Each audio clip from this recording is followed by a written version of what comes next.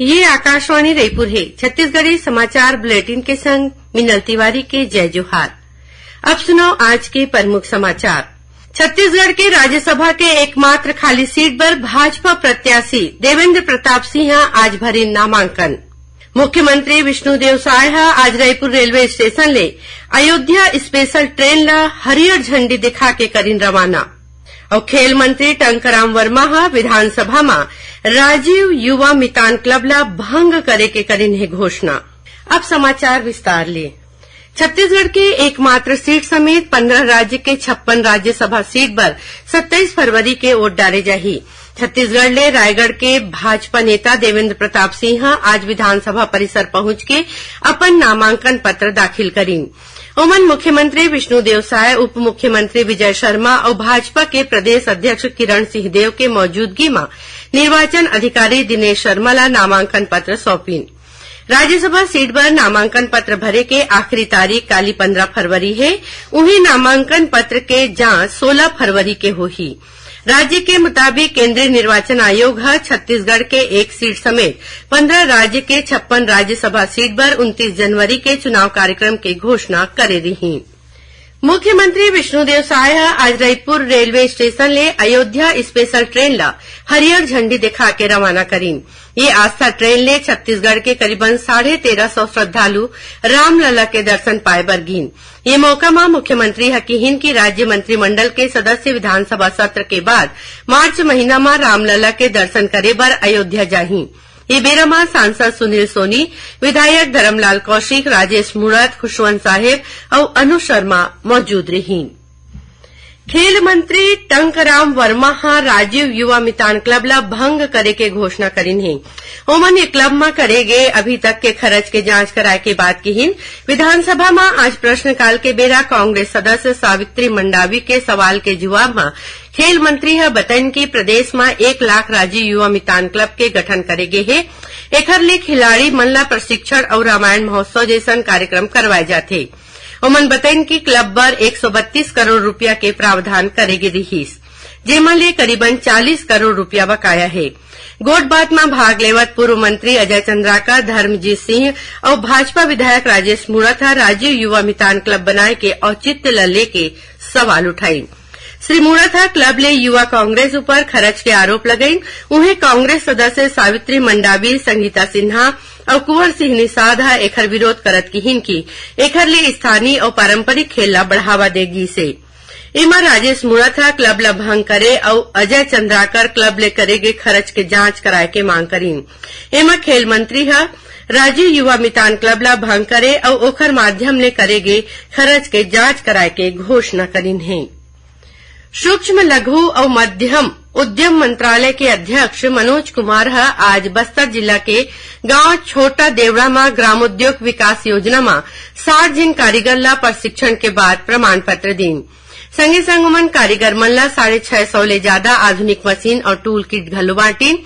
कार्यक्रम में बोला श्री कुमार किहिन की बस्तर अपन परंपरागत कला और कौशल बर प्रसिद्ध है। यहाँ के कारीगर अपन ये कला ला पीढ़ी दर पीढ़ी सकेलत आवत है।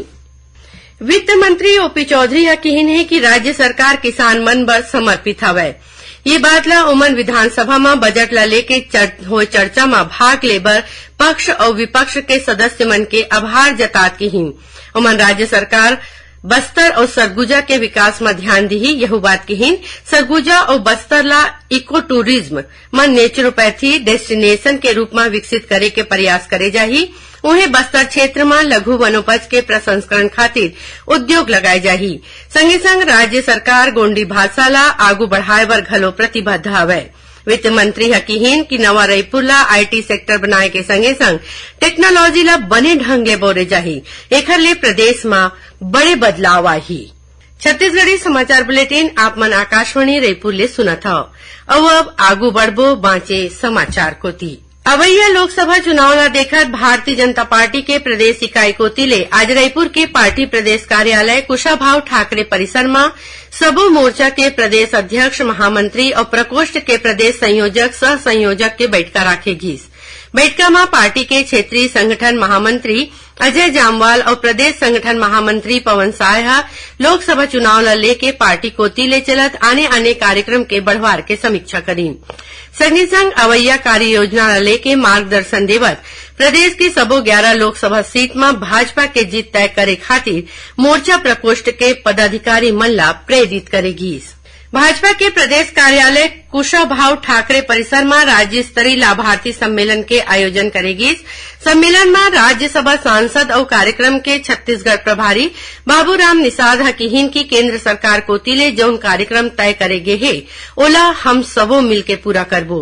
ओमन किहिन की लाभार्थी सम्मेलन ले केंद्र और राज्य सरकार के योजना के फायदा लेवैया हितग्राही मन ले मिलके उखर ले योजना के संबंध में जानकारी लेबो। संगे संग लोगन ला सरकार कोती ले चलाए जात योजना के जानकारी दे जाही। सम्मेलन में बोलत प्रदेश भाजपा अध्यक्ष किरण सिंहदेव हकीहिन की पहली 20 और 21 फरवरी के लोकसभा स्तर में और ओखर बाद 22 और 23 फरवरी के मंडल स्तर में सम्मेलन राखे जाही। एकर लिए भाजपा के करीबन 1,44,000 कार्यकर्ता प्रदेश भर के करीब 40 लाख लाभार्थी मन ले गोट बात करके प्रधानमंत्री आवास योजना समेत जम्मो जन कल्याणकारी योजना के संबंध में जानकारी ली। उन्हें प्रदेश संगठन महामंत्री पवन साहा की कि पार्टी के विचारधारा ला लाभार्थी सम्मेलन ले जन जन तक पहुंचाया जाही। सम्मेलन में लोकसभा के संयोजक सह संयोजक क्लस्टर प्रभारी समेत बड़ संख्या में कार्यकर्ता और प्रदेश पदाधिकारी मौजूद रही। दक्षिण पूर्व मध्य रेलवे के बिलासपुर मंडल के अनूपपुर न्यू कटनी सेक्शन के घुनघुटी स्टेशन में तीसर लाइन कनेक्टिविटी के काम करे जाही। एकर सेती 18 ले 26 फरवरी तक ये रूट में चलैया 24 ट्रेन के अवई जवई रद्द कर दे गे है। एमा चिरमिरी चंदिया रोड पैसेंजर, कटनी Chirmiri passenger special, Jabalpur Ambikapur express, Bilaspur Indore Narmada express, Bilaspur Bhopal express और बिलासपुर रीवा एक्सप्रेस शामिल है। ऐसने Nagpur Shahdol Chirmiri Anuppur passenger special, Rewa Chirmiri express, Lucknow Raipur गरीब रथ एक्सप्रेस, सांतरागाछी जबलपुर एक्सप्रेस और दुर्ग अजमेर एक्सप्रेस घलो रद्द रही।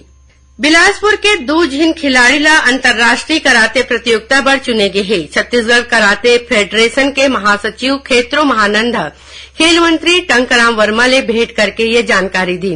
श्री महानंद बताइन कि 16 ले 25 फरवरी तक संयुक्त अरब अमीरात में राखे गए ये प्रतियोगिता में बिलासपुर जिला के 2 खिलाड़ी स्नेहा बंजारे सीनियर बालिका 68 किलोग्राम वर्ग में और देवाशीष यादव सब जूनियर बालक 35 किलो वर्ग में भाग ली। उन्हें कबीरधाम जिला में राखे गए under 14 softball school national games में छत्तीसगढ़ के टीम स्वर्ण पदक पाई रही। बसंत पंचमी और सरस्वती पूजा आज छत्तीसगढ़ समेत देश के आने हिस्सा में श्रद्धा भक्ति और उत्साह के संग मनाए जाते। ये बेरा में ज्ञान और विद्या के देवी मां सरस्वती के पूजा पाठ करत आशीष लेगीस। राष्ट्रपति द्रौपदी मुर्मू और प्रधानमंत्री नरेंद्र मोदी लोगन ला बसंत पंचमी और सरस्वती पूजा के शुभकामना दी हैं। प्रधानमंत्री ग्राम सड़क योजना के राष्ट्रीय गुणवत्ता समीक्षक ये महीना सुकमा और बिलासपुर जिला के दौरा करही। छत्तीसगढ़ ग्रामीण सड़क विकास अधिकरण के मुख्य कार्यपालन अधिकारी बताई कि बकाया सुकमा और बीजापुर जिला में प्रधानमंत्री ग्राम सड़क योजना में बने रद्दा निर्माण काम के गुणवत्ता के जांच करे जाही। आखिर में प्रमुख समाचार एक घाव फिर छत्तीसगढ़ ले राज्यसभा के एकमात्र खाली सीट पर भाजपा प्रत्याशी देवेंद्र प्रताप सिंह आज भरी नामांकन। मुख्यमंत्री विष्णुदेव साय आज रायपुर रेलवे स्टेशन ले अयोध्या स्पेशल ट्रेन ला हरियर झंडी दिखा के करीन रवाना और खेल मंत्री टंकराम वर्मा विधानसभा में राजीव युवा मितान क्लब ला भंग करे के करीन है घोषणा। एकरे संग छत्तीसगढ़ी समाचार बुलेटिन यही सिरावत है। जय जोहार।